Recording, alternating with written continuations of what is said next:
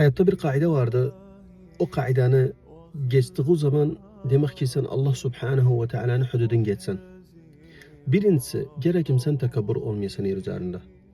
Nanca mansabı olduysa, aşiret mansabı, mesuliyeti olduysa, emlakı olduysa, hak etrafı da olduysa gerekim sen o kaideni geçmeyesin. Çünkü Allah Subhanahu ve Teala mütekebbir insanın haz etmez. Ve kıyamet günü de mütekebbir insan karınsa kimindi? Hak basar özünü. İkincisi Allah Subhanahu ve Teala buyuranda veylun li kulli humazatin lumaza. Allah Subhanahu ve Teala dedi veyl o kimseler dedi halk üzerine mütekebbirlik edirler. Hakası görürler. Aşiretiden olsun, parasıyla olsun, mansabıyla olsun, şadasıyla olsun, mesuliyetiyle olsun. Sonuçta kardeşim bazen biz bir gün vardı en gizli türbeye. Bas kafirimiz var özümüzden.